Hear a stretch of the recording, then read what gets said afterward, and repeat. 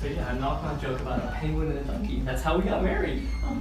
Hey there, GovTech Social. I'm Anil Chawla with Archive Social and the GovTech Social podcast. Thanks for dropping in. We're back at it here in the month of February talking about the use of humor in government social media. And if you caught our column last month, we actually profiled an interesting case study in a school district where a woman was fired for being a little bit sassy on the school district Twitter feed.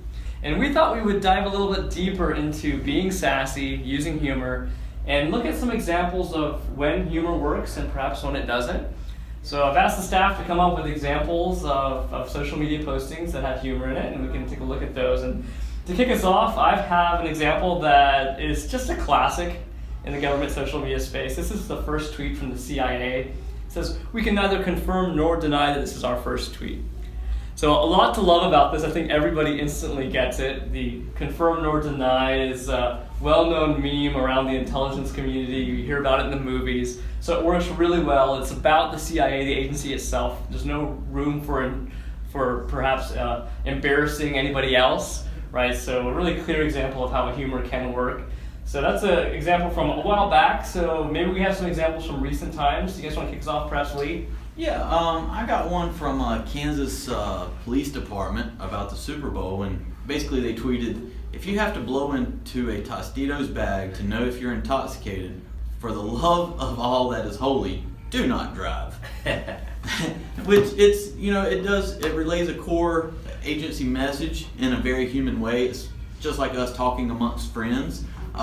It also plays off something that was reported in the news by a reputable entity as well. Again, it's very low risk of offending anyone or being misinterpreted. Great. Anybody else have an example? Yeah, I've got one here from FAFSA, Federal Student Aid. They had a tweet related to the Super Bowl too, and it says, "When you hit submit on your FAFSA," and they've got a GIF from the end of the halftime show when Lady Gaga dropped the mic. And that's great. Relates to what's going on in society. Everybody's watching the Super Bowl. And then also using social media tools like GIFs, and that's right, it's a GIF, to reach people. And also it relates back to their core message, which is submitting your financial aid application. So yeah, it's like self-deprecating in a way, because it's making something that could be seen as mundane as like really exciting and trying to tie the two to the other. So that's fun. Now, do we have an example of one that didn't work so well? Yeah, actually, I've got one very recently with the Atlanta Police Department. They made a questionable attempt at humor with Beyonce's pregnancy announcement, and it actually says, "Beyonce may have everyone wanting to celebrate her pregnancy, but remember, no celebratory gunfire. Stay safe, Atlanta." So, they were trying to relate that to their core messaging, but it's a pretty big stretch to relate gunfire to a pregnancy.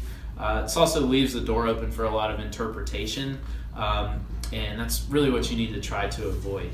And a lot of people also thought that this had some sort of racial undertones as well. So that tweet was actually also deleted, so we hope they kept a record, but we won't get into that today. Yeah, you have to, look at that tweet, you can tell they had the right intentions with it, and sometimes jokes fall flat. It happens to all of us, but again, tying celebration to gunfire is a bit of a stretch, and as you said, left for room for interpretation.